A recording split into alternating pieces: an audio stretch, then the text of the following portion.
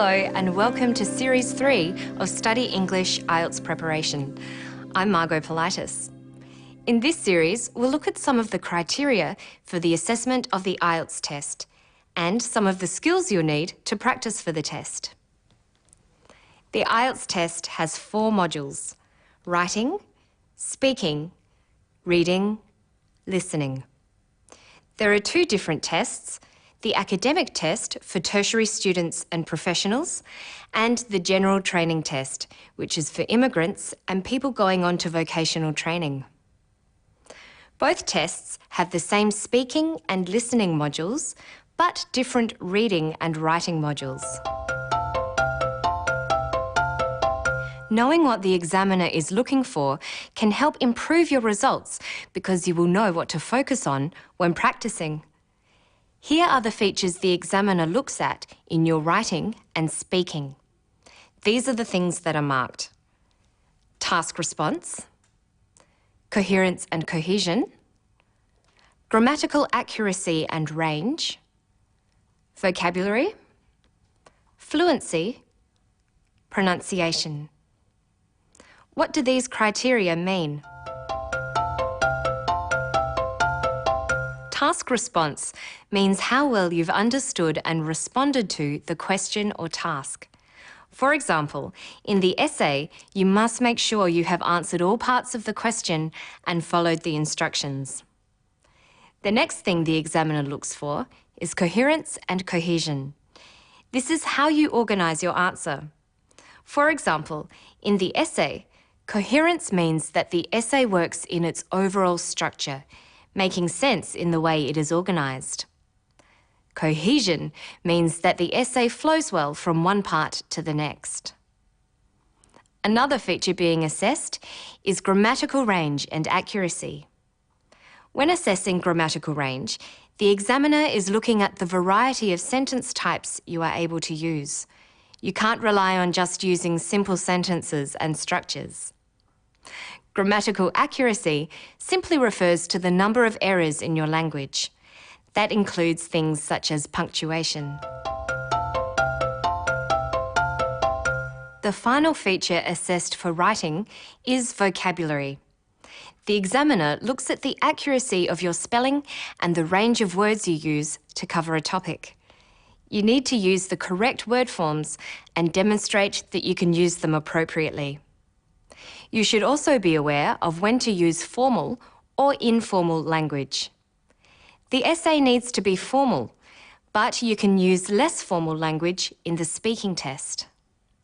The speaking test is designed for you to show how well you can express yourself on a general topic. It tests your vocabulary, the accuracy of your language, and your ability to use a range of sentence forms. It also tests your coherence by looking at how you organise and link your ideas while speaking. Vocabulary, coherence, and grammatical range and accuracy are criteria that also apply to the speaking test. The remaining 2 criteria are only for the speaking test: fluency and pronunciation. Your ability to speak without hesitating or pausing too often shows how fluent you are. Fluency is the ability to speak smoothly and easily. Now we'll look at the last criterion for speaking: pronunciation. How easily you can be understood is what pronunciation is about. Aim to pronounce words correctly and use appropriate stress and intonation. And your voice needs to be strong and clear. Pronunciation is speaking clearly and at a natural pace. To illustrate some of these criteria, next we'll show you a short piece about the sport of gymnastics. Sport is a common topic in the speaking test, and it's important to be familiar with the words used to talk about it. I do gymnastics at the Australian Institute of Sports. I was about 5 when I started, and I started just fun gym. My mum was a coach, so I got into it from that. We train about 36 hours a week, which is pretty tough, but it's worth it in the end. We don't have a lot of school. We do usually 3.5 hours of school in between our training. We have our main coach, who is the head coach of the AIS. He coaches my group for bars, floor and vault, but we have another coach for beam. Notice she says, I do gymnastics. Different verbs are used for different sports. You say that you play football or play basketball, but do gymnastics. And you go fishing. Some sports and activities have their own verbs. You don't say, I do swimming. You say, I swim. Now listen to how she uses the words train and coach.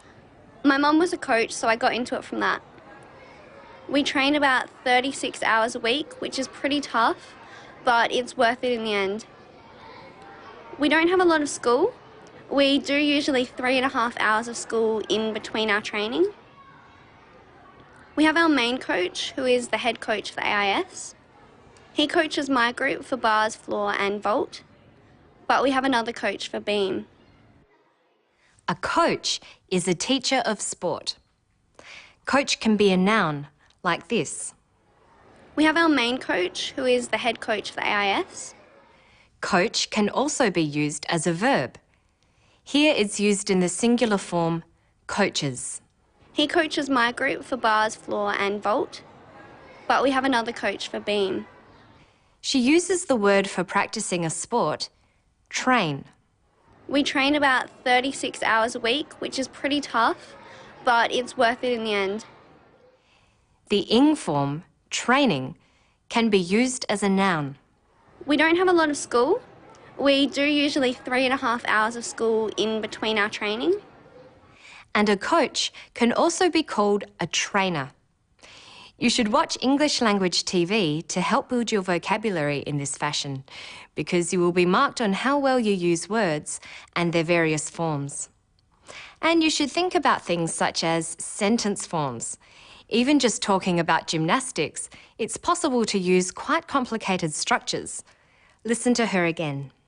We train about 36 hours a week, which is pretty tough, but it's worth it in the end. She uses a complex sentence, a clause, combined with a relative clause. We train about 36 hours a week, which is pretty tough. She then makes it into a complex compound sentence by using the conjunction but to add another clause. We train about 36 hours a week, which is pretty tough, but it's worth it in the end. Thinking about and noticing sentence types will help with your grammatical range. Listening to the way people talk for an extended period will help prepare you for the speaking test, where you will be required to talk about a topic for 2 minutes. So let's recap. These are the things the markers are looking for. Task response, your ability to answer the question and correctly respond to instructions. Coherence and cohesion, how well you organise your language.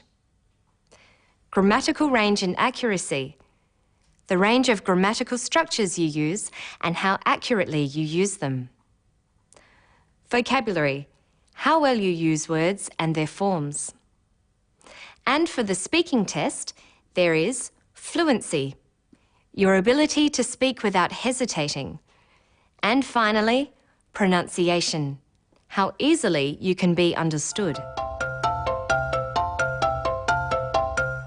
In the coming episodes, we will look at these criteria in more detail and explore ways of meeting them.